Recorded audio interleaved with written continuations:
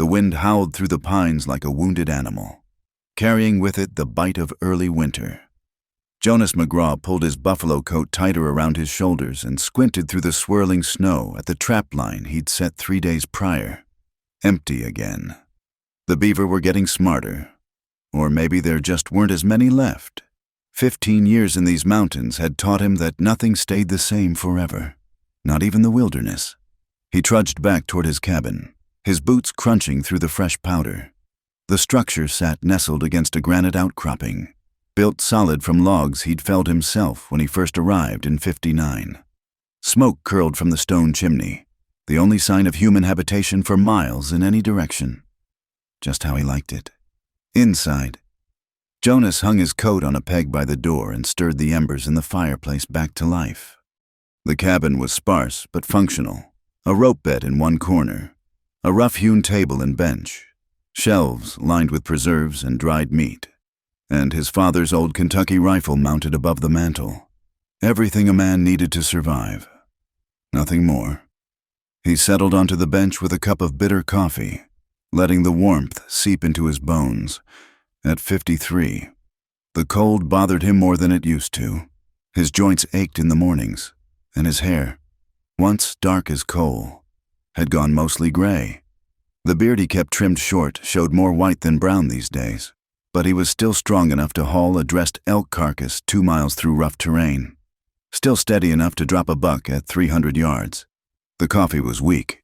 He was running low and wouldn't make the trek to Fort Bridger for supplies until spring.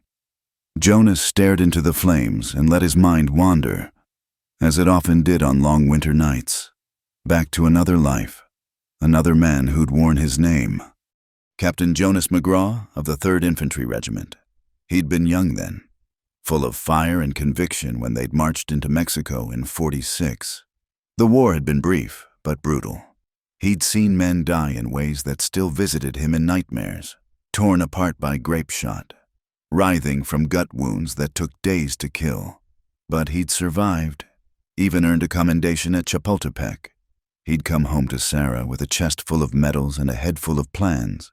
They'd married within a month of his return, settled on a small farm outside Independence, Missouri. Sarah with her corn silk hair and gentle hands, who sang while she worked and laughed at his poor attempts at humor. When she told him she was with child, Jonas thought he'd never been happier. The baby came in the spring of '49, a daughter they named Emma, pink and perfect with her mother's blue eyes. For 2 years, life was good. Jonas worked the farm. Sarah tended the house and garden, and little Emma toddled after them both, chattering like a magpie. Then the cholera came. It swept through Independence like wildfire that summer of '51. Jonas watched helplessly as first Emma, then Sarah fell ill. The doctors said there was nothing to be done but pray. Jonas prayed until his knees were raw, but God wasn't listening.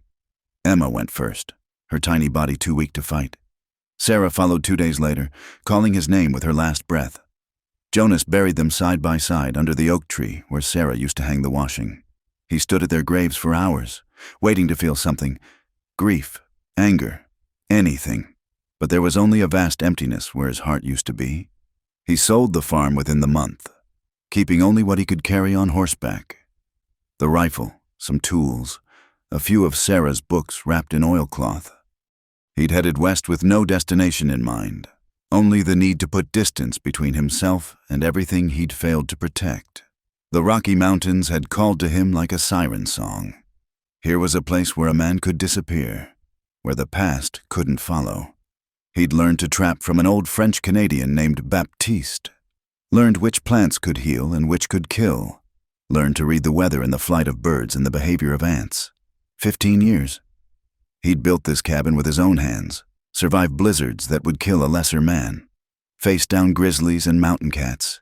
He'd become part of the mountain itself, hard, weathered, enduring. Once a year, he made the journey to Fort Bridger or sometimes down to Denver to trade his furs. He spoke to the merchants only as much as necessary, ignored the curious looks and whispered speculation about the hermit from the high country. He took his supplies, salt, coffee, ammunition, tobacco, and disappeared back into the wilderness before anyone could get too friendly. The loneliness was a constant companion. But Jonas had made his peace with it. Better to be alone than to care for someone and fail them again. He'd had his chance at happiness and lost it. Some men weren't meant for such things. He finished his coffee and banked the fire for the night. Outside, the storm was picking up, rattling the shutters he'd reinforced just last week. It would be a hard blow. Maybe 2 or 3 days before it cleared. He had enough wood split, enough meat smoked. He could wait it out like he always did. Jonas stripped down to his union suit and crawled into bed, pulling the heavy quilts up to his chin. The wind sang its mournful song through the gaps in the logs, a lullaby he'd grown accustomed to. In the darkness, he could almost pretend the sound was something else. Sarah's voice humming as she rocked Emma to sleep. The creak of the rocking chair his father had made for them as a wedding gift. But those were dangerous thoughts, paths better left untraveled. Jonas forced his mind to go blank, to focus only on the rhythm of his breathing and the warmth of the blankets. Tomorrow he'd check the trap line again, maybe scout for elk sign if the weather cleared. Simple tasks for a simple life. As sleep finally took him, he didn't dream of Mexico or cholera or unmarked graves. He dreamed of nothing at all, which was how he preferred it. In the morning, he'd wake to more of the same, the endless cycle of survival that had become his penance and his purpose. The mountains asked nothing of him but strength and stubbornness. They didn't care about his past or judge his failures. They simply endured, massive and implacable. And so did he. Jonas McGraw, the mountain man who'd once been somebody else, closed his eyes and let the storm rage on outside his walls.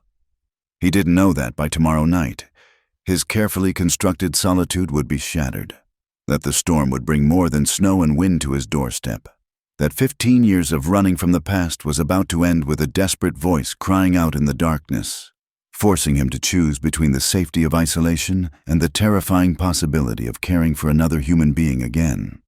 But tonight, he slept the sleep of a man who believed his story was already written, its ending as fixed and unchangeable as the mountains themselves. The storm had been raging for 2 days when Jonas heard it, a sound that didn't belong to the wind or the groaning pines. He sat up in bed, instantly alert, his hand reaching for the Colt Navy revolver he kept loaded on the nightstand. Years of solitary living had sharpened his senses to anything out of place. There it was again, a voice, high and desperate, barely audible above the howling gale. "Help! Please! Somebody help me!" Jonas remained still, listening. It could be a trap. He'd heard stories of outlaws using such tactics to lure unsuspecting travelers. But the voice came again, weaker this time, and something in its raw desperation stirred a memory of other cries for help he'd been powerless to answer. He pulled on his boots and heavy coat, lit a lantern, and grabbed his rifle. The moment he opened the door, the wind tried to tear it from his hands. Snow drove horizontally across his vision, and the cold hit like a physical blow. Visibility was near zero. "Where are you?" he shouted into the white void. "Here, by the rocks." The voice was closer than he'd thought, coming from the direction of the granite outcropping that sheltered his cabin's north side. Jonas pushed through the knee-deep snow, holding the lantern high. The yellow glow barely penetrated the swirling white. But finally he saw her, a figure huddled against the rocks, barely visible beneath a coating of snow. She looked up as he approached, and he saw a face ravaged by cold and fear. A woman, maybe 35 years old, with dark hair plastered to her head and lips blue with cold. Her dress was torn in several places, revealing bloody scratches beneath. She clutched a carpetbag to her chest like it contained something precious. "Please," she whispered through chattering teeth. "They're coming. They'll kill me." Jonas didn't waste time on questions. He hauled her to her feet, noting how she winced and favored her left ankle. Without ceremony, he slung her arm over his shoulder and half carried, half dragged her to the cabin. She weighed next to nothing, all sharp bones and desperation. Once inside, he kicked the door shut and barred it, then deposited her on the floor near the fireplace. She curled into herself, shaking violently. Jonas threw more wood on the fire and put water on to heat. "Get those wet clothes off," he ordered, turning his back and rummaging through his trunk. "Here." He tossed her one of his flannel shirts and a pair of wool trousers. "They'll be too big, but they're dry." He busied himself at the stove, giving her privacy to change. When he turned back, she'd managed to get into the dry clothes and was huddled under the bearskin he kept draped over his chair.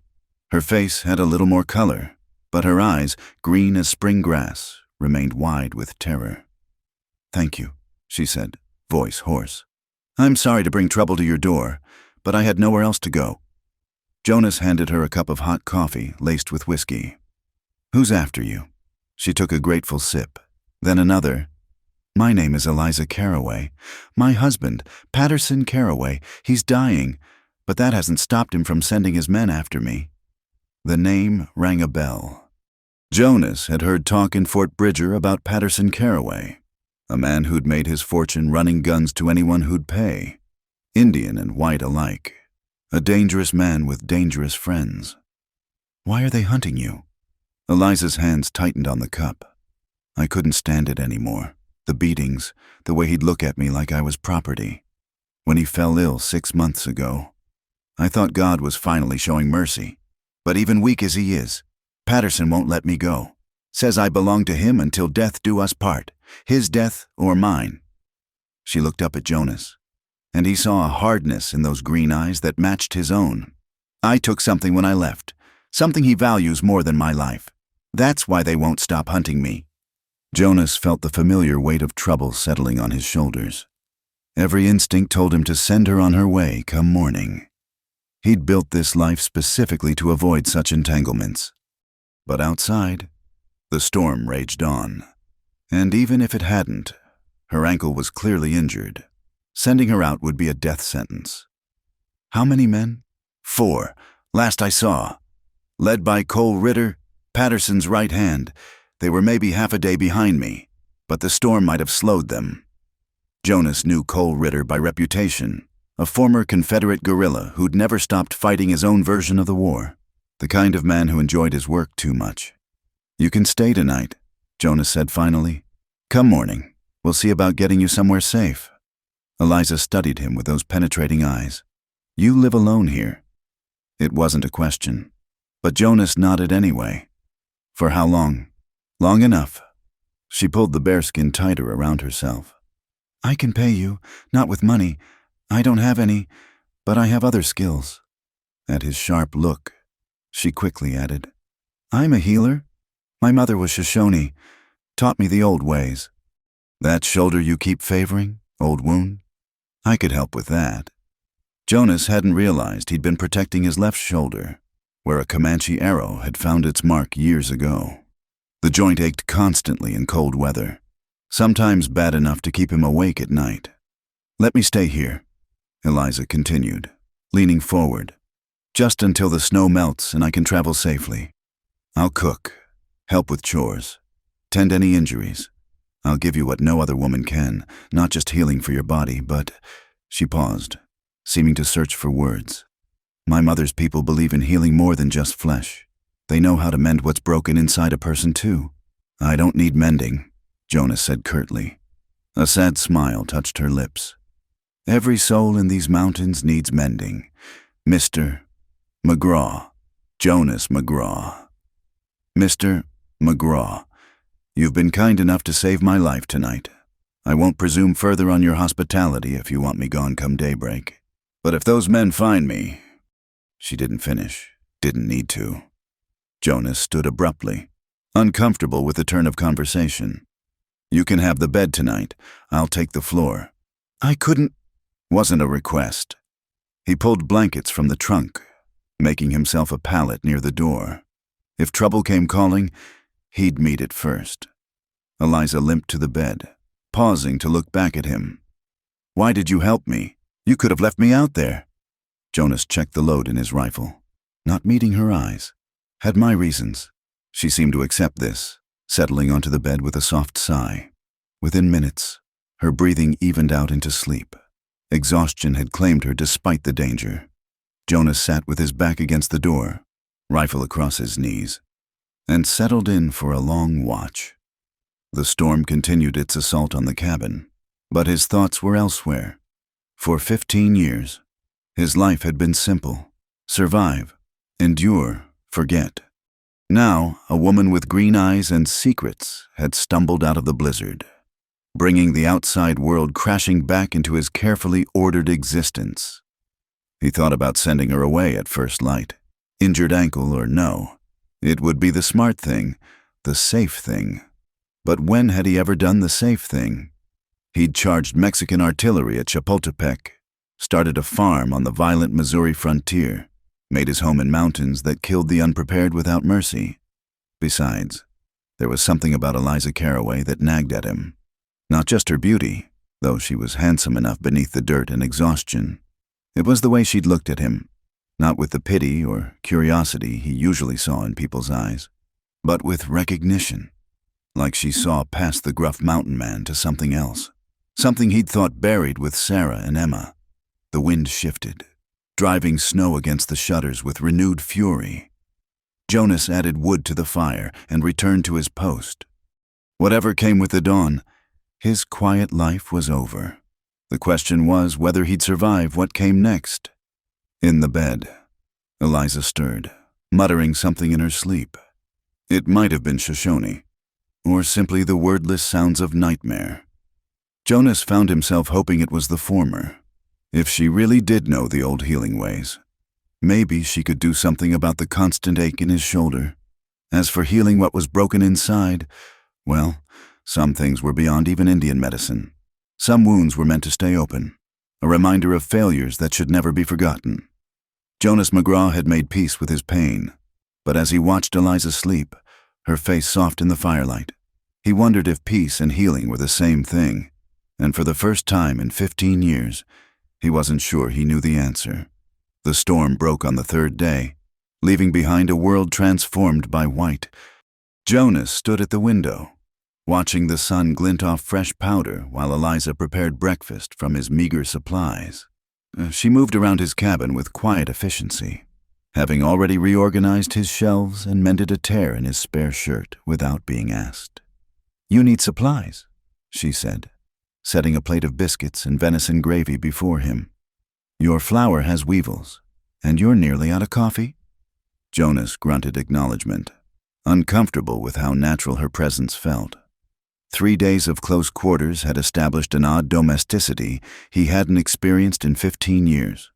She'd kept her word about earning her keep. The cabin was cleaner than it had been since he'd built it, and she'd already treated his shoulder with a poultice that had eased the constant ache. "I can trap," Eliza continued, sitting across from him with her own plate. "My mother's brothers taught me. While my ankle heals, I could at least check your lines, maybe set some snares for rabbits." "Your ankle seems plenty healed for cooking and cleaning," Jonas observed. She had the grace to look slightly abashed. "It's better. Yes, your hospitality has given me time to recover." She paused, pushing food around her plate. "But we both know I can't leave yet. Not with Cole Ritter out there." Jonas had been thinking the same thing. The storm would have driven Carraway's men to shelter, but they wouldn't give up easily. Not with whatever Eliza had taken from her husband. "About that," he said, "what exactly did you steal that's worth tracking you through a blizzard?" Eliza set down her fork and retrieved her carpet bag from beside the bed.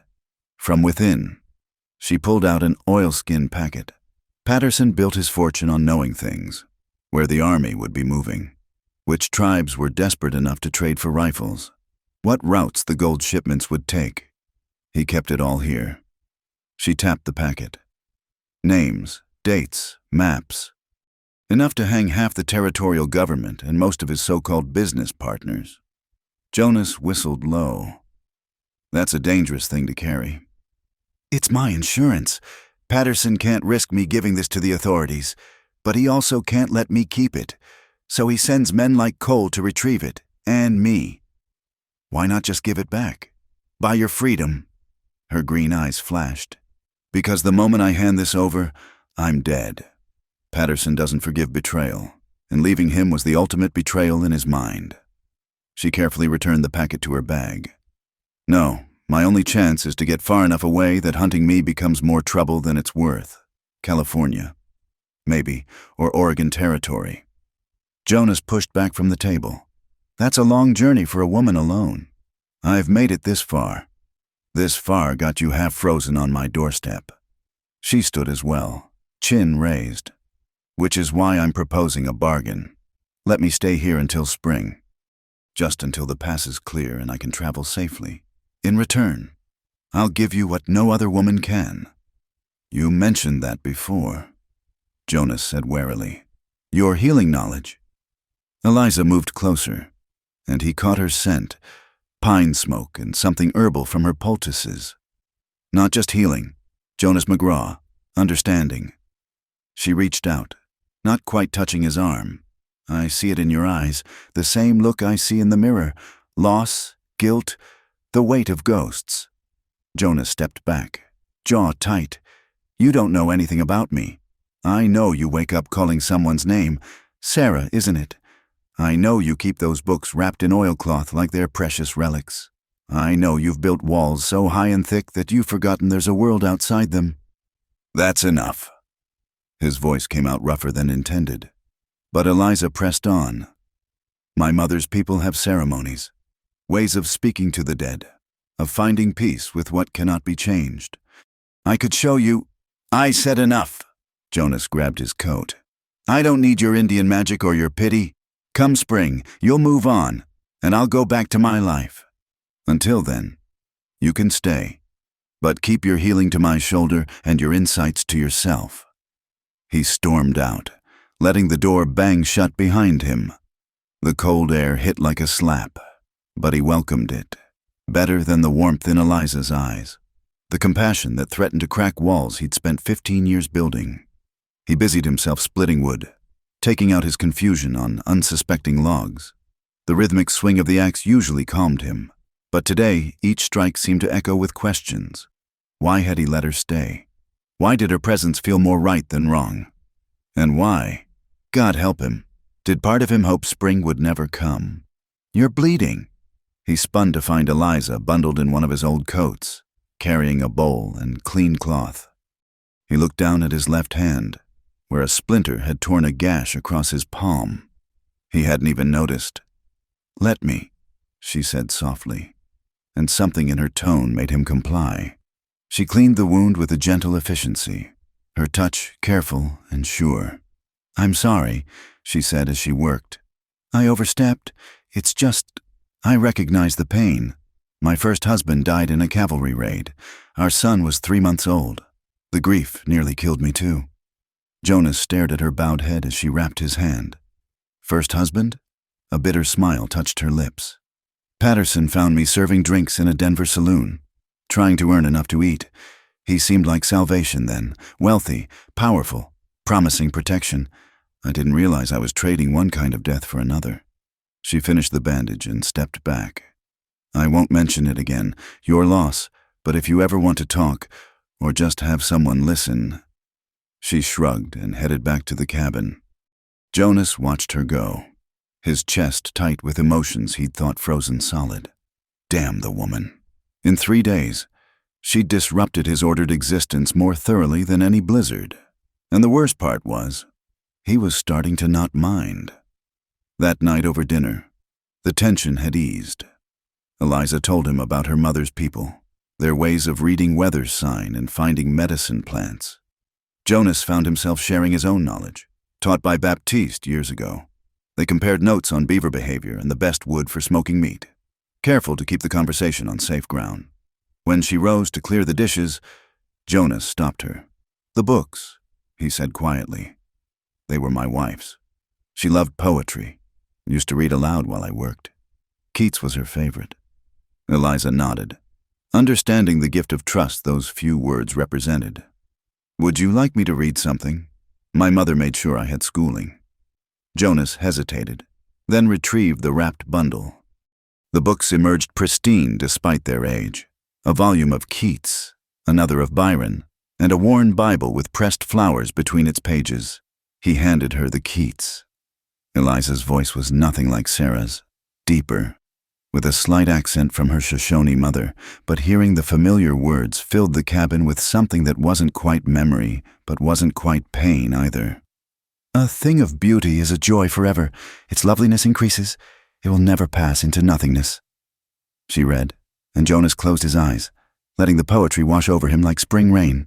When she finished the poem, silence settled between them, comfortable now rather than strained. Outside, an owl called, and the fire popped, sending sparks up the chimney. "Thank you," Jonas said simply. Eliza closed the book carefully, returning it to its oilskin. "My offer stands. Jonas, not just for the winter, but—" She paused, seeming to gather courage. "You could come with me, to California. Start fresh, both of us." The suggestion hung in the air like smoke. Jonas could picture it. A small ranch in a valley somewhere. Orange groves, maybe. A life where the past was truly past. But then he looked around his cabin, at the life he'd built plank by plank, and shook his head. "This is my home, Eliza. These mountains, this cabin. I can't leave any more than you can stay." She nodded, disappointed but not surprised. "Then we make the most of winter, Mr. McGraw, and come spring." She smiled sadly. "Come spring, we'll both face what must be faced." That night, Jonas again took the floor, but sleep eluded him. He stared at the ceiling, listening to Eliza's breathing and the settling logs, and wondered if he was a fool. Here was a chance at something new, something that might approximate happiness, but happiness had proved fragile before, and he wasn't sure he could survive losing it again. In her sleep, Eliza murmured something in Shoshone. It sounded like a prayer or maybe a lullaby. Jonas found himself hoping she'd teach him the words before spring came. He had a feeling he'd want something to remember her by when she was gone, because she would go. They both knew that. Come the thaw. She'd take her dangerous knowledge and her healing hands and her green eyes that saw too much, and she'd disappear into the western horizon, and Jonas would remain, as he always had, alone with his ghosts and his mountains and the strange piece of a life half-lived. But for now, for these winter months, he had company, someone to share his meals and fill his cabin with the sound of poetry. It wasn't love, he wouldn't let it be love, but it was something. And after 15 years of nothing, something felt like everything. The owl called again, hunting in the darkness. Jonas finally drifted towards sleep, thinking that perhaps Eliza was right about one thing. Perhaps some wounds could heal, given time and the right medicine. But even if that were true, spring would come all too soon, and with it, the inevitable goodbye.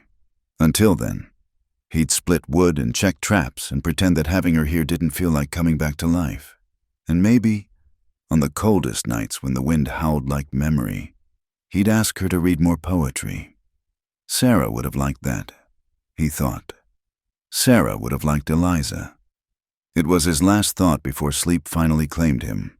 There on the hard floor of the cabin he'd built to be his tomb, which now felt treacherously like a home. 2 weeks had passed since the storm, and Jonas had almost convinced himself they were safe. The daily routines had settled into comfortable patterns, Eliza tending the cabin and preparing meals while he hunted and checked his trap lines.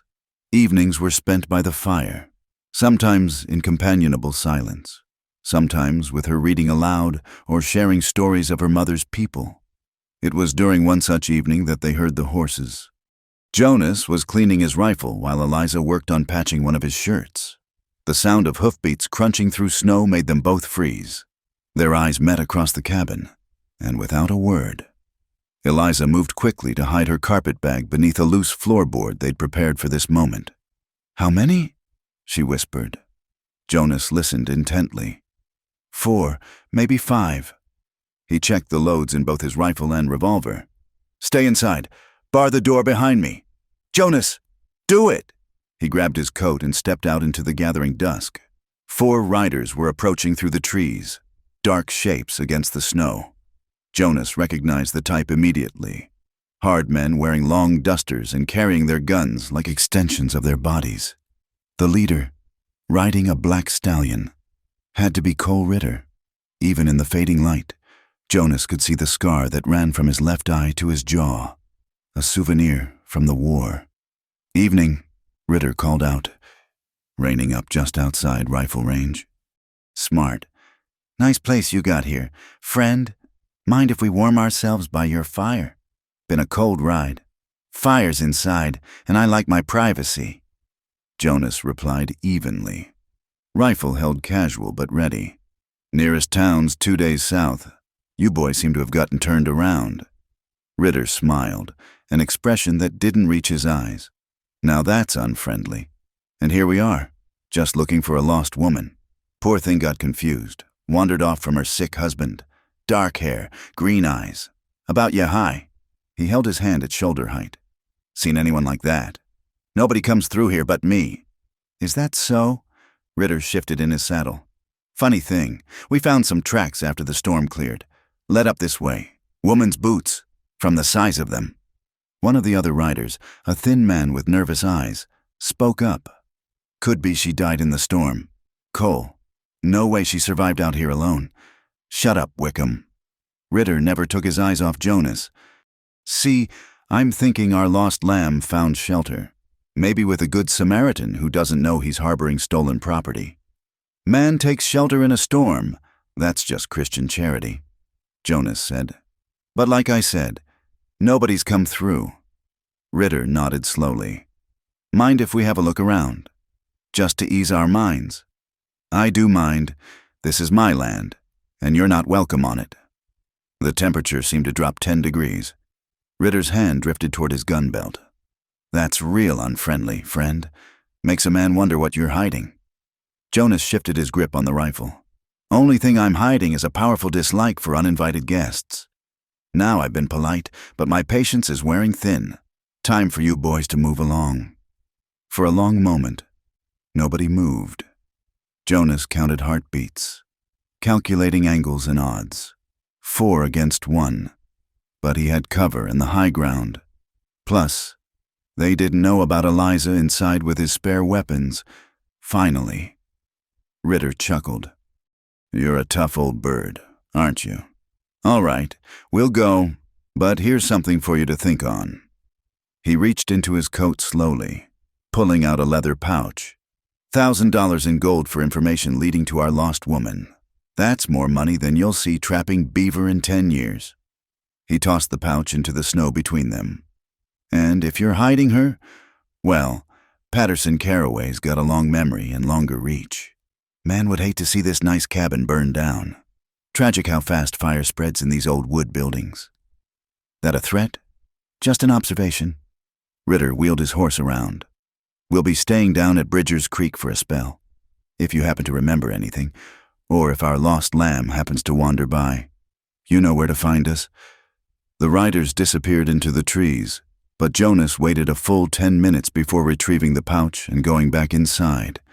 Eliza was pressed against the wall beside the window, his spare rifle in her hands. "They're gone," he said, barring the door. "For now." She set the rifle down with shaking hands. "Bridger's Creek is only 8 miles. They'll be back." Jonas nodded grimly. He opened the pouch, counting the coins. It was indeed $1,000, more money than he'd seen in one place since selling the farm. "Your husband must want you back something fierce. It's not me he wants." Eliza retrieved her carpetbag from its hiding place. "I should go. Tonight. Lead them away from here before what? You freeze to death trying to outrun them in the dark?" Jonas shook his head. "They're watching the trails now. You wouldn't make it 5 miles. Then what do we do?" Jonas was quiet for a moment, thinking the smart play was to give her up, take the gold, and go back to his solitary life. But looking at her standing there in his too large clothes, face pale but chin raised in defiance, he knew that wasn't going to happen. Somewhere in the past 2 weeks, without meaning to, he'd started caring what happened to Eliza Caraway. "We prepare," he said finally. "They'll wait a few days. Hope the gold loosens my tongue. When it doesn't, they'll come back, and they won't ask politely." He moved to his ammunition stores, taking inventory. "Can you shoot?" "My first husband taught me. I'm no sharpshooter, but I can hit what I aim at." "Good." He pulled out a box of cartridges. "We'll need to..." A sound outside made him stop. Not horses this time. Footsteps, trying to be quiet. Jonas grabbed Eliza's arm, pulling her away from the windows just as glass shattered and flame burst through. Fire bottles! He pushed her toward the back corner. They came back. More windows exploded as burning oil splashed across the floor. Smoke filled the cabin with frightening speed. Jonas grabbed his rifle and ammunition, shoving what he could into a pack. The books! Eliza lunged toward the shelf where Sarah's poetry sat. Leave them! But she'd already grabbed the oilskin bundle, clutching it along with her carpet bag. The front door splintered under heavy boots. Jonas fired through the smoke, heard a scream. Return fire sent splinters flying. The heat was becoming unbearable, flames racing up the walls.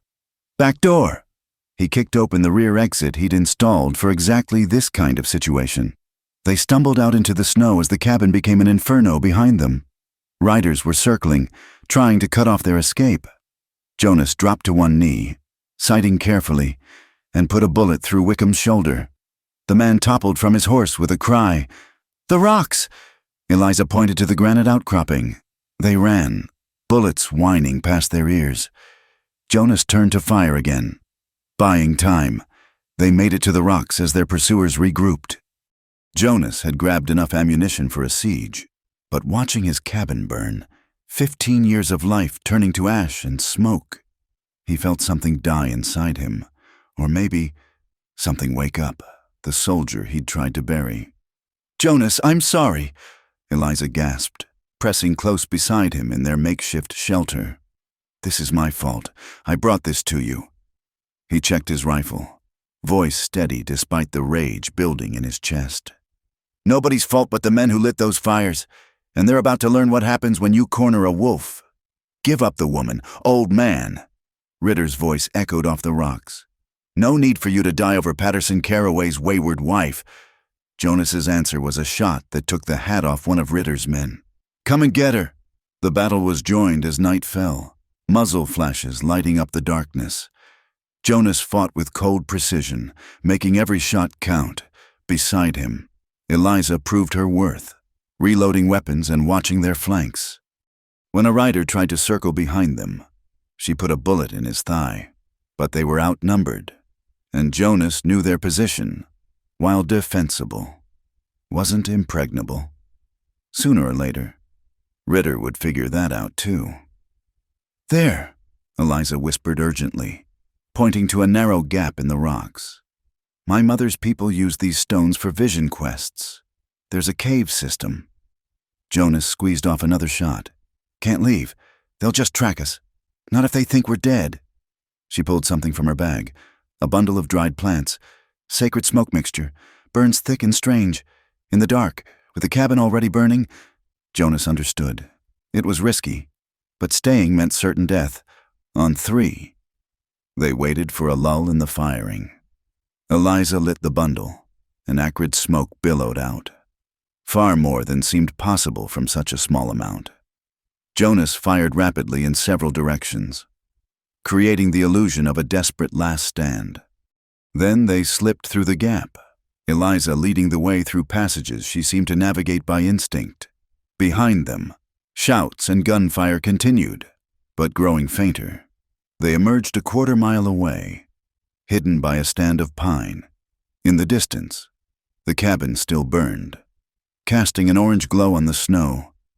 Jonas watched his home disappear, jaw tight with loss and fury. I'm sorry, Eliza said again, touching his arm. He looked down at her, this woman who'd crashed into his life and destroyed his carefully constructed isolation, who'd brought danger and death to his doorstep, who'd made him feel alive for the first time in 15 years. Don't be, he said roughly. Cabin can be rebuilt, but Ritter crossed a line tonight. This isn't just about you anymore. What do you mean? Jonas checked his weapons, the soldier fully awake now. I mean, Cole Ritter and Patterson Caraway just declared war on the wrong man. Time they learned what that costs. In the distance, the searchers were spreading out, looking for bodies. They'd figure out the deception soon enough. But Jonas and Eliza were already moving through the forest, two shadows against the snow, bound together now by fire and blood, and something that might have been the beginning of trust. The hunt had become a war, and Jonas McGraw, who'd tried so hard to bury his past, was about to remind the world why Captain McGraw had earned his commendations in Mexico. Some skills, once learned, never faded, and some bonds, once forged in battle, could never be broken. They sheltered in a secondary cabin Jonas had built years ago, little more than a dugout reinforced with logs, hidden in a box canyon 3 miles from the smoking ruins of his home. He'd stocked it with basic supplies for emergencies, never imagining he'd need it for something like this. The space was cramped, barely 8 feet square, but it was warm and dry. Jonas built a small fire while Eliza tended to a graze on his arm he hadn't even noticed. Her hands were gentle but sure as she cleaned the wound.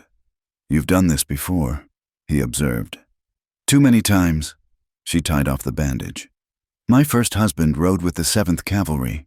I learned to patch bullet holes and saber cuts." Her voice carried old pain. "Didn't help in the end. Can't bandage a man who's already dead." They sat in silence for a moment, the fire crackling between them. Outside, snow began to fall again, covering their tracks.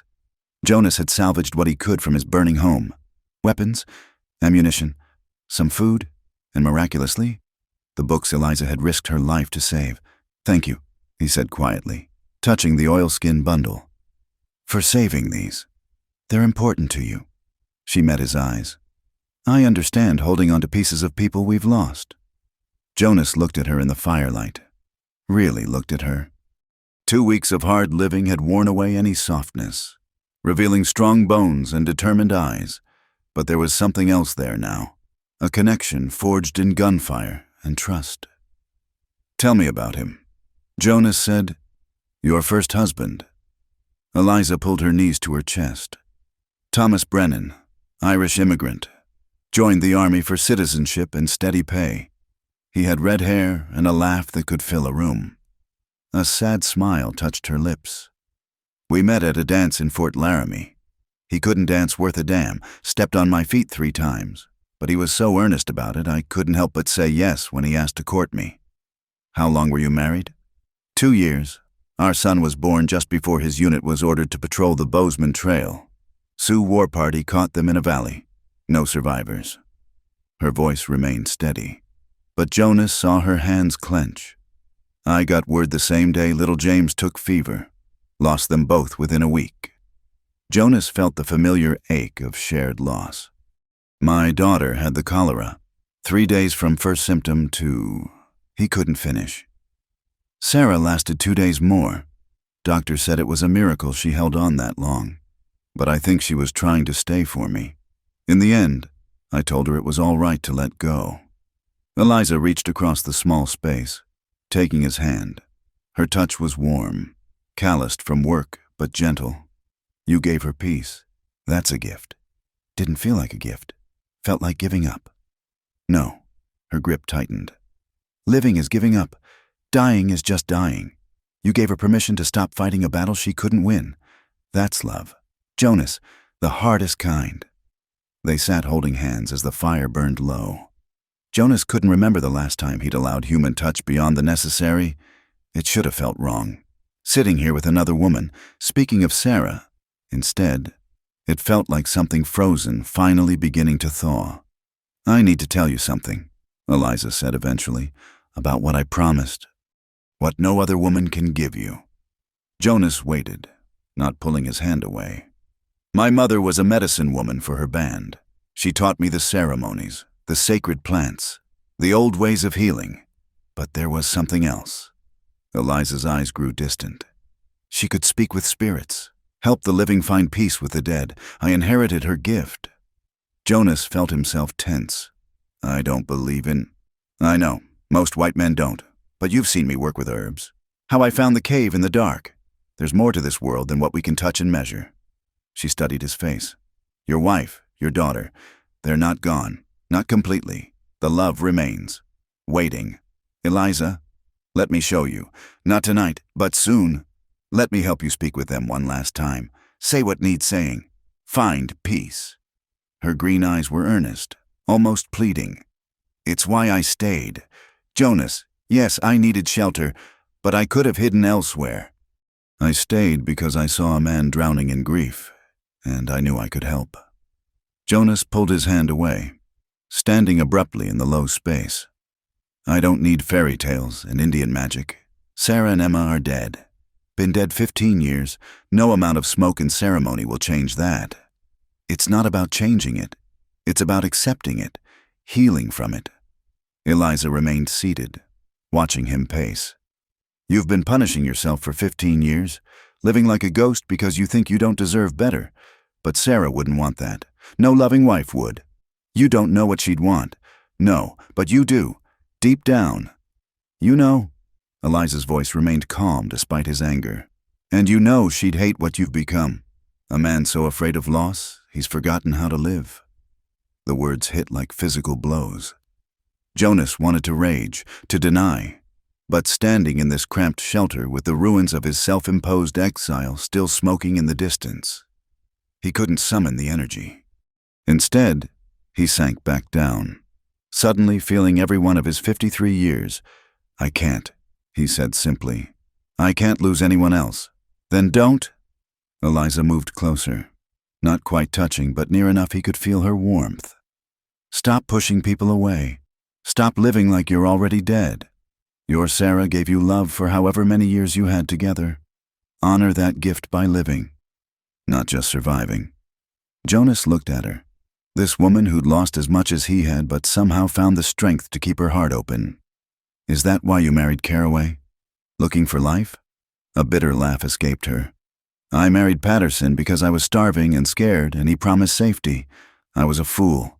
He didn't want a wife. He wanted a possession, something to own and display and use. She shuddered. The first time he hit me, I thought of Thomas. How gentle he'd been. That's when I started planning my escape. But you stayed. For 3 years. 3 years of bruises hidden under fine dresses, of smiling at his business partners while my ribs ached from his boots. I stayed because I had nowhere to go. No money. No family. Her jaw set. Then he got sick, and I saw my chance. Took his papers, enough gold to run, and left him choking on his own bile. He'll never stop hunting you. Not with what you know. I know. She finally looked at him again. That's why I have to keep moving. California, Oregon, maybe even Canada. Somewhere his reach can't follow. Jonas made a decision that surprised him. Not alone. I'm going with you. Eliza's eyes widened. Jonas, no, your life is here. These mountains were my hiding place. You were right about that. He gestured around the cramped shelter. This isn't living. It's a slow death. And now, with Ritter knowing where I am, it's not even safe anymore. Where would we go? West. I know trails Ritter won't. Old trapper routes through the high passes. We'll swing north, throw them off, then head for Oregon. I've got gold cached, enough to start fresh. He managed a small smile. Maybe raise horses. Always was better with animals than people. Eliza's eyes shimmered with unshed tears. You do that? Leave everything for me? Not for you, with you. The distinction felt important. We've both been alone long enough. Maybe together we can find something better than just surviving. She leaned forward, pressing her forehead against his shoulder. He felt her tears soak through his shirt, and awkwardly put his arm around her. It had been so long since he'd comforted another person. He'd almost forgotten how. Thank you, she whispered. They stayed like that as the fire died to embers and snow continued to fall outside. Two broken people finding solace in shared warmth, shared loss, shared hope for something better. It wasn't love. Not yet, but it was a beginning. Tomorrow they'd start preparing for the journey, gathering supplies and mapping routes. Tomorrow they'd begin the transformation from prey to predators, hunting those who hunted them. But tonight, in this small shelter against the storm, they had found something precious. The possibility of healing, of home, of a future neither had dared imagine. Jonas thought of Sarah, wondered what she'd make of this strange turn. In his heart, he thought she'd approve. She'd always said he was too stubborn for his own good. Needed someone to shake him out of his dark moods. Maybe Eliza, with her green eyes and spirit ceremonies and fierce resilience, was exactly that someone. The wind howled outside, but in here it was warm. And for the first time in 15 years, Jonas McGraw wasn't alone with his ghosts. He was present, alive, planning a future instead of hiding from the past. It felt like a different kind of healing. The kind that came not from magic or ceremony, but from choosing to open a long closed door and let another person in. From deciding that maybe, just maybe, he deserved more than penance. The mountains would always be here, but Jonas was beginning to understand that home wasn't a place, it was the people who made you want to stay. And looking at Eliza curled against him, trusting him with her safety and her secrets. He thought maybe he'd found that again. Morning would bring danger and decisions. But tonight, he had this warmth, companionship, and the first stirrings of something that might grow into hope. The attack came at dawn. 3 days later, Jonas had been expecting it. He'd spent those days preparing, turning the box canyon into a killing ground. Tripwires connected to tin cans filled with pebbles, deadfalls rigged in the narrow entrance, shooting positions marked and ranged. The old soldier in him had fully awakened, and he'd remembered lessons learned in blood at Chapultepec and Veracruz. Eliza had proven an able assistant, quick to learn and steady under pressure. She'd helped him cache ammunition at strategic points, prepared medical supplies, and even suggested using her knowledge of plants to create smoke screens at key moments. Now, as the first pink light touched the canyon walls, Jonas heard the cans rattle. "They're coming," he whispered, nudging Eliza awake. She came alert instantly. No panic, just grim determination. They took their positions. Jonas at the main approach with his rifle, Eliza covering the secondary path with the shotgun. The morning mist clung to the ground, giving everything an ethereal quality. Cole Ritter's voice echoed off the canyon walls. "McGraw, we know you're in there. Let's finish this like civilized men. Send out the woman and the papers, and you can walk away." Jonas's answer was to put a bullet through the crown of Ritter's hat, visible just above a boulder. "Only walking happening today is you walking away empty-handed. Ritter, have it your way." The firefight erupted with shocking violence. Ritter had brought more men. Jonas counted at least 6 muzzle flashes. They came in coordinated waves, trying to overwhelm the defenders with sheer firepower. But Jonas had chosen his ground well. The narrow canyon mouth forced the attackers to bunch up, and his positioned ammunition caches meant he never had to expose himself for long. When 2 men tried to flank along the canyon wall, they triggered one of his deadfalls. The screams echoed off stone as logs and rocks crashed down. "Jonas, right side!" Eliza's warning came just in time.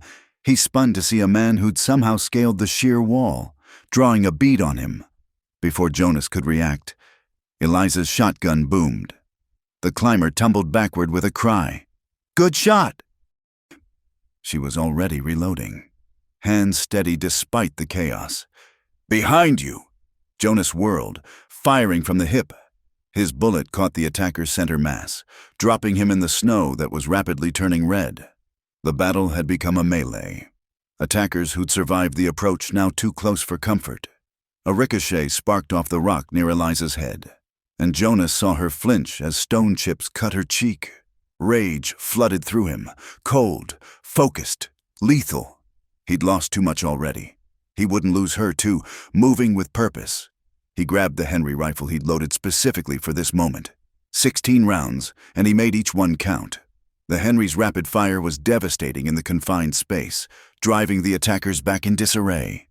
"Smoke!" Eliza shouted, lighting one of her prepared bundles. Thick, acrid smoke billowed out, obscuring sight lines. Through the haze, Jonas heard Ritter cursing, trying to rally his men. They'd planned for this. While the smoke covered them, Jonas and Eliza fell back to their secondary position deeper in the canyon. Let Ritter think he was winning. Draw him in where the walls were even narrower. "Careful," Eliza whispered as they waited. "That one in the blue coat is circling wide." Jonas nodded, appreciating her tactical awareness. She'd make a good partner on the trail. If they survived this, the attackers pressed forward through the smoke, emboldened by the apparent retreat. Jonas waited until he could see the whites of their eyes, then opened up with devastating effect. The narrow canyon became a death trap, men falling over each other trying to escape the withering fire. "Enough!" Ritter's voice cracked with desperation. "Fall back! Fall back!" But Jonas wasn't finished. These men had burned his home, threatened Eliza, shattered his peace. The soldier in him demanded victory, not just survival. He pressed forward, using every scrap of cover, every trick learned in Mexico. Beside him, Eliza moved like a shadow, reloading his weapons and watching his blind spots. They fought as a unit, wordless communication born of trust and necessity. The sun climbed higher, revealing the carnage. 3 attackers lay still in the snow. Another crawled away, leaving a crimson trail. Ritter and maybe 2 others had made it back to the canyon mouth, pinned behind whatever cover they could find. "McGraw!" Ritter called out, pain evident in his voice. Jonas's last shot had found flesh. "This isn't worth it. Patterson's dying anyway. Week, maybe 2. Let us go, and it ends here." "Should have thought of that before you burned my home," Jonas replied coldly. "The woman's played you for a fool. You know what's in those papers? Not just business dealings, troop movements, government secrets. She could hang half the territory." Jonas glanced at Eliza. She met his gaze steadily. "It's insurance," she said quietly. "To keep them from following. I'd never use it unless forced." He believed her. More importantly, he didn't care. She could have been carrying the crown jewels of England for all it mattered now. This was about more than papers or politics. This was about choosing to stand with someone instead of alone. "Here's my offer. Ritter," Jonas called out. "You and what's left of your men ride out now. Tell Carraway his wife died in that cabin fire. Tell him the papers burned with her. He's got no proof otherwise. He'll never believe it. That's your problem. But if I see any of you again, if you come after us, I'll personally deliver those papers to the territorial governor. Then we'll see who hangs." Silence stretched taut as a bowstring. Jonas could almost hear Ritter calculating odds, weighing his employer's wrath against immediate survival. "Finally, you got a deal, McGraw, but this ain't over. Carraway's got a long reach. So do I." They waited, weapons trained.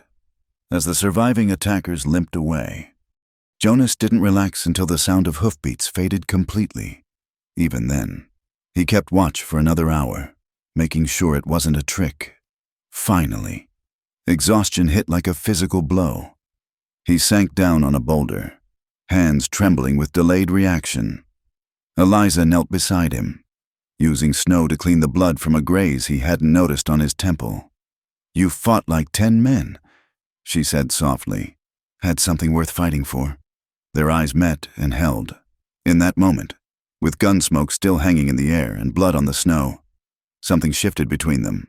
The careful distance they'd maintained, the pretense that this was just convenience, it crumbled like old mortar. Eliza leaned in and kissed him, not passionate, not desperate, but soft and sure and full of promise. Jonas hadn't kissed anyone since Sarah, had thought that part of him died with her. But Eliza's lips were warm and alive, and he found himself responding, one hand tangling in her dark hair. When they parted, she rested her forehead against his. "Thank you," she whispered, "for choosing me, for choosing us." "Not done yet," he said roughly, throat tight with emotion. "Still got to get you somewhere safe." "No." She pulled back to look at him.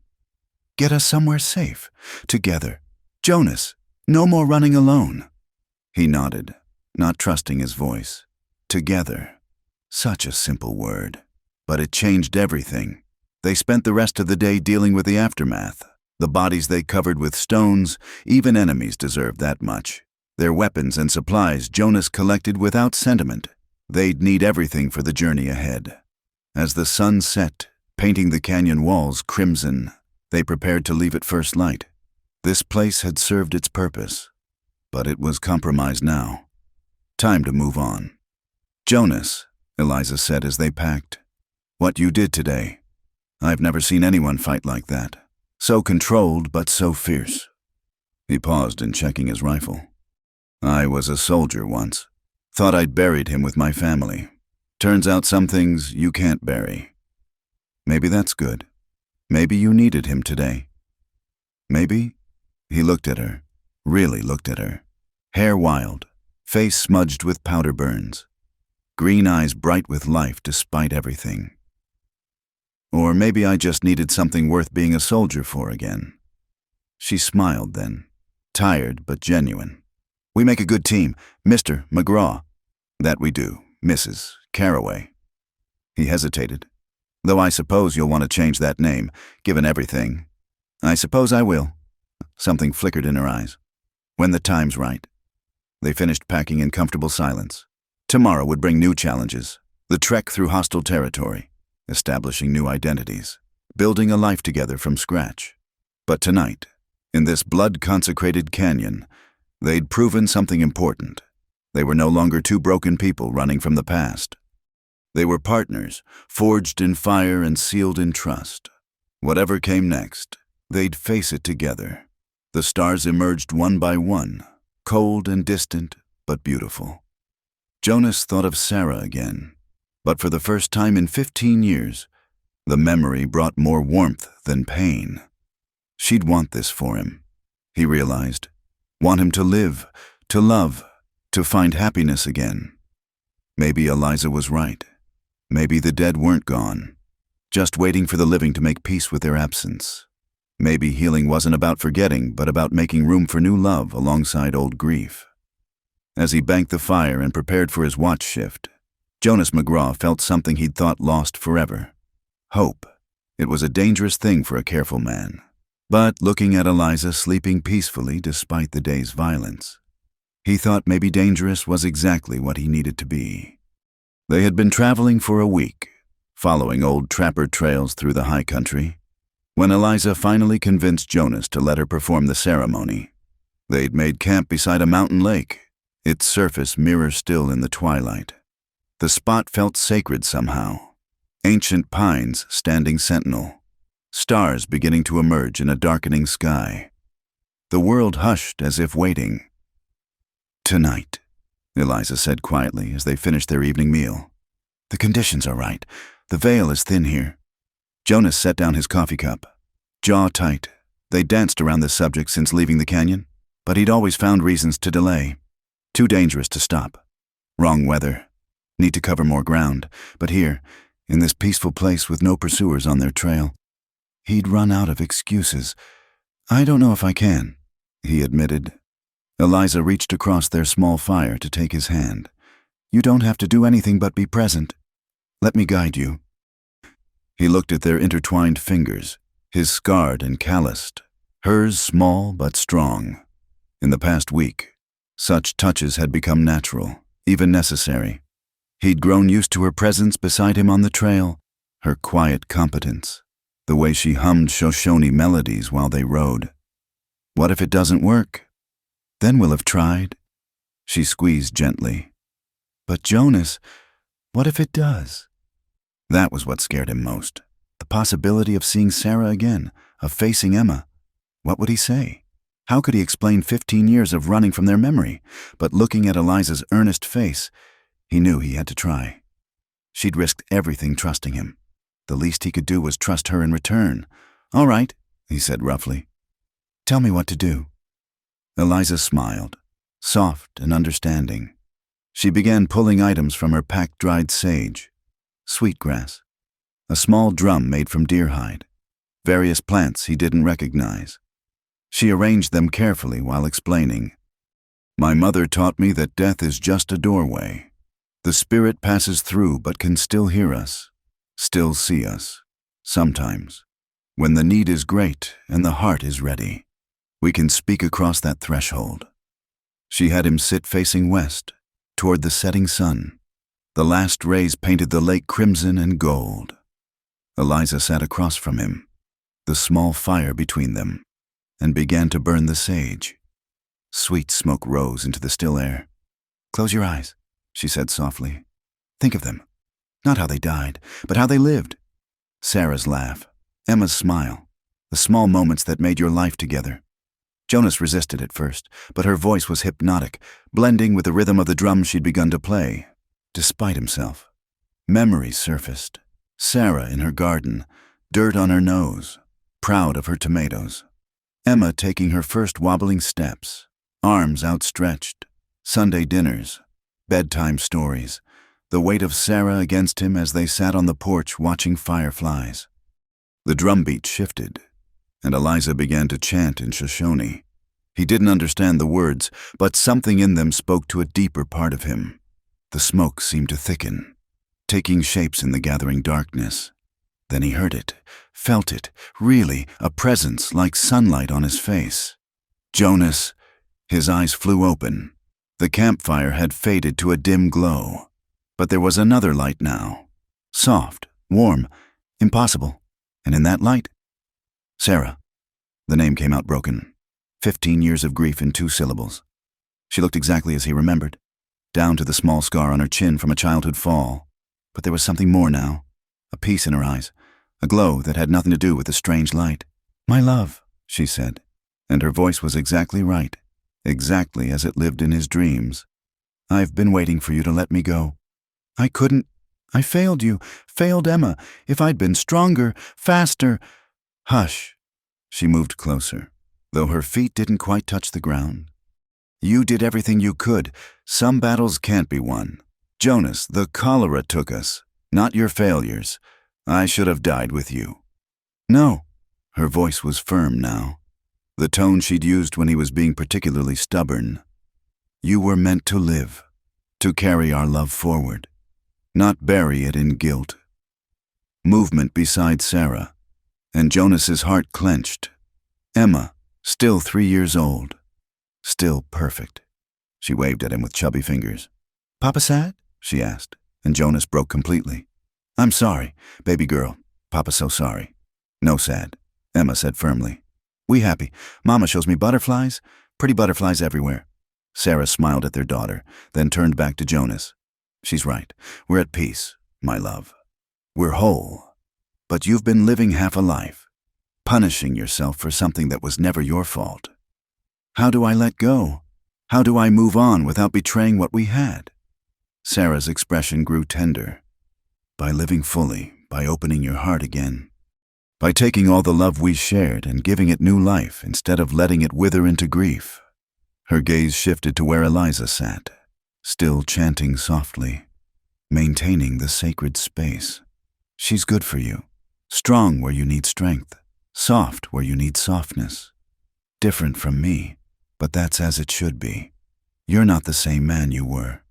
You need a love that fits who you've become. Sarah, love her, Jonas, without guilt, without looking back. Love her the way you loved me, completely, fiercely, with all the passion you've kept locked away." Sarah's form was beginning to fade at the edges. "That's how you honor us, not with grief, but with joy, not with endings, but with beginnings." "Mama, we go now?" Emma asked, tugging at Sarah's dress. "Yes, sweetheart." Sarah lifted their daughter, and Jonas wanted to reach for them, to hold them one last time, but he understood this wasn't about holding on. This was about letting go. "Be happy, my love," Sarah said, her voice growing distant.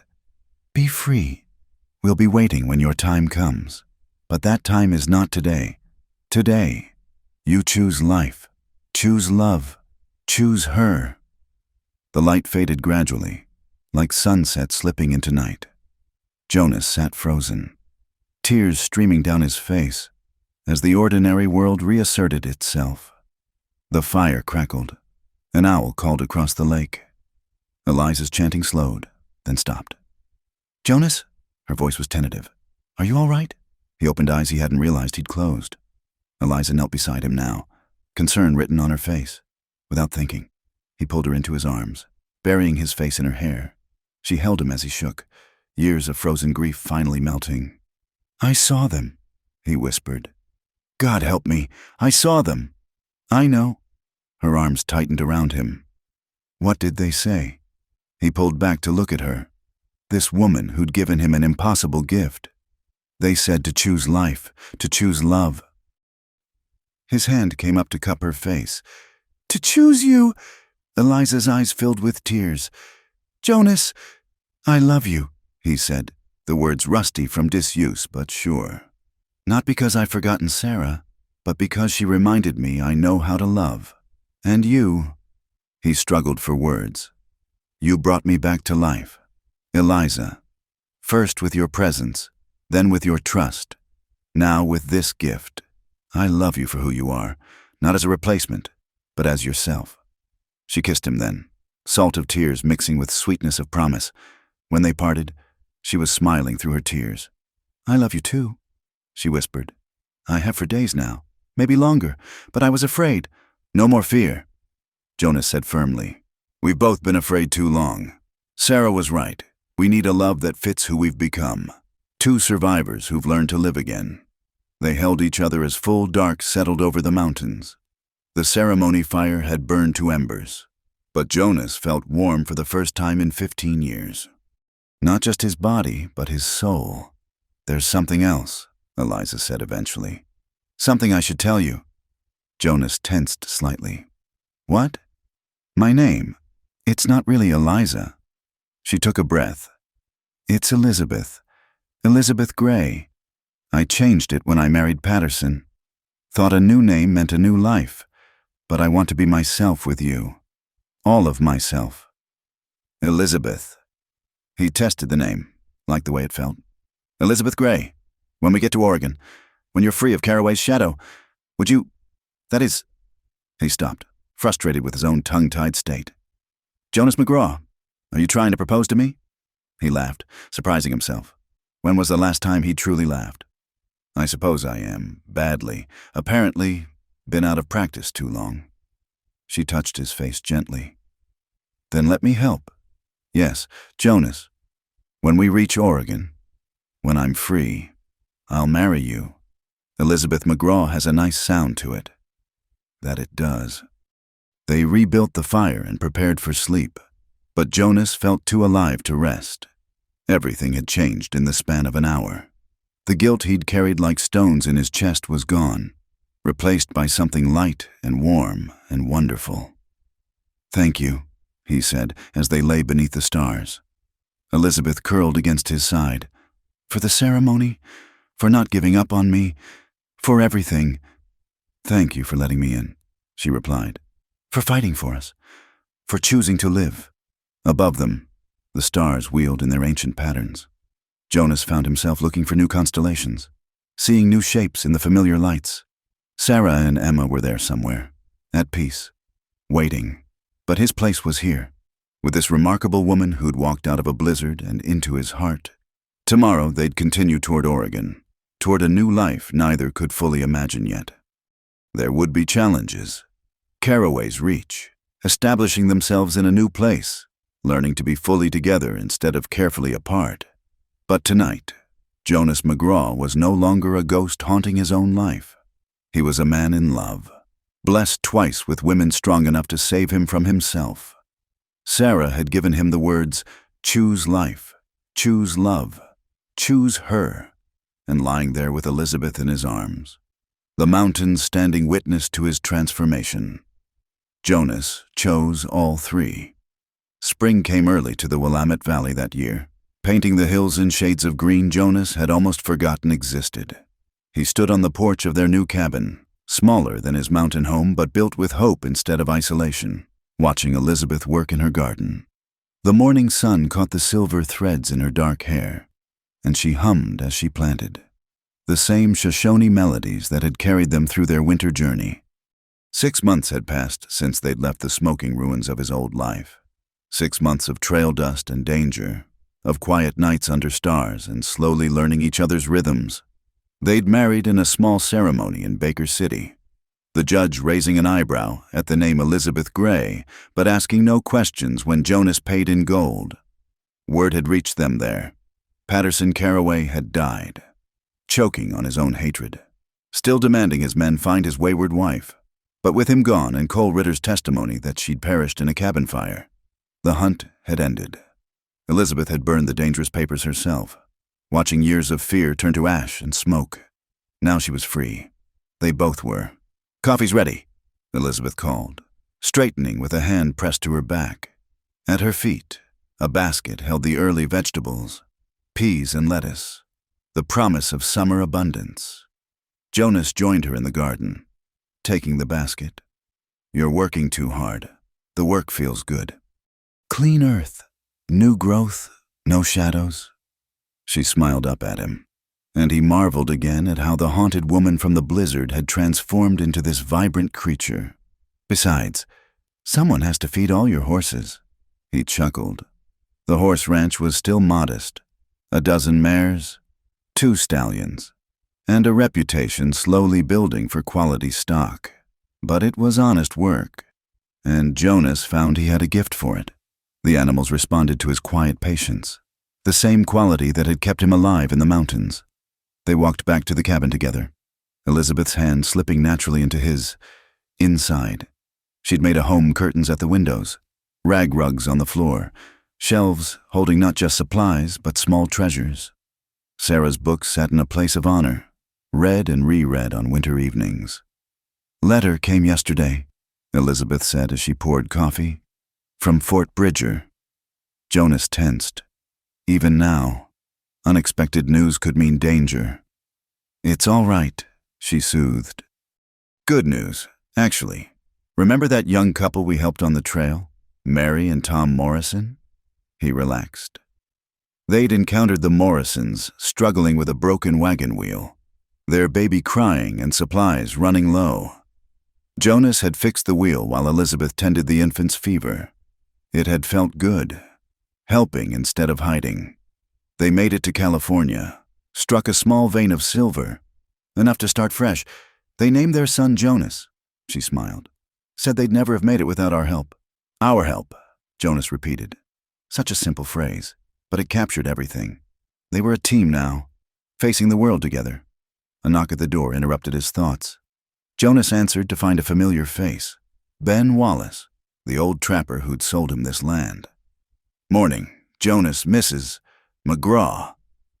Ben tipped his hat. "Sorry to bother, but there's a situation. New family just arrived in the valley. Wagon broke down near Miller's Creek. Woman's injured, man's trying to tend her and 3 young ones." He shifted uncomfortably. "Thing is, they're colored folks. Some in town ain't being too welcoming." Jonas and Elizabeth exchanged glances. They'd faced their own share of cold shoulders from those who wondered about their past, who whispered about the woman with Indian blood and the man who'd appeared from nowhere with gold to spend. "We'll come," Elizabeth said immediately, already reaching for her medical supplies. They found the family huddled beside their broken wagon, a man, his wife cradling an injured arm, and 3 children trying to be brave. The youngest, a girl about Emma's age, clutched a corn-husk doll. "Named Samuel Freeman," the man said warily as they approached. "This is my wife Ruth. We're not looking for trouble." "Neither are we," Jonas said, assessing the wagon damage. "Just looking to help. My wife's got healing knowledge, and I know my way around wagon repair." While Jonas worked on the wheel, Elizabeth tended Ruth's dislocated shoulder. He heard her talking softly, easing the woman's fear along with her pain. The children watched with wide eyes as she used the same techniques her mother had taught her. "There," Elizabeth said as Ruth's shoulders slipped back into place. "Keep it bound for a few days. I'll give you something for the pain." "Bless you," Ruth whispered, tears of relief streaming. "We've been turned away so many times. When Samuel got his freedom papers, we hoped." "Hope's not wrong," Elizabeth said firmly. "Sometimes it just takes finding the right place, the right people." Jonas finished with the wheel and joined them. "You folks got plans? Place to stay?" Samuel shook his head. "We heard there was work in the valley. I'm good with horses. Learned on the plantation. But finding someone willing to hire..." Jonas made a decision that would have surprised the hermit he'd been. "I run a horse ranch few miles south. Could use an experienced hand. There's a cabin on the property needs work, but it's solid." "Interested?" The man's eyes widened. "You do that? You don't even know us." I know you're trying to build a better life for your family." Jonas said, "That's enough." Elizabeth smiled at him, pride warming her eyes. This was the man Sarah had seen he could become, not just surviving, but helping others survive too. The Freemans moved into the cabin that week. Samuel proved to be excellent with horses, and Ruth's children filled the ranch with laughter. The youngest, Lily, followed Elizabeth everywhere, learning about plants and healing. "She reminds you of Emma," Elizabeth said one evening, watching Jonas teach Lily to braid rope. "She does," he admitted. "Hurts and heals at the same time. That's living," Elizabeth said softly, carrying the love forward, like Sarah said. As spring deepened into summer, their life took on new rhythms. The ranch prospered. Elizabeth's reputation as a healer grew, bringing people who'd initially shunned them.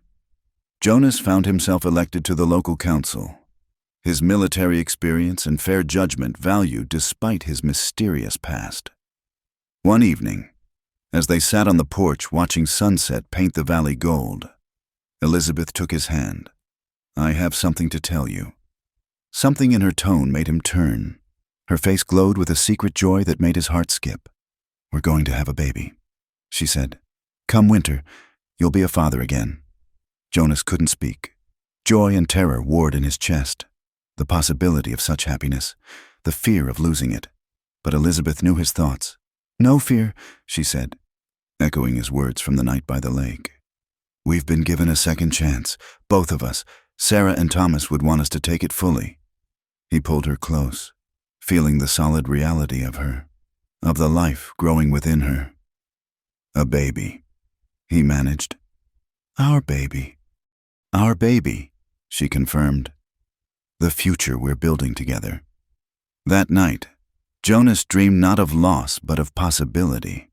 He saw their child taking first steps in the garden Elizabeth had planted, saw Samuel's children playing with his own, saw a community growing around them, built on acceptance and hope rather than isolation and fear. When he woke, Elizabeth was beside him, her hand resting protectively over her still flat stomach.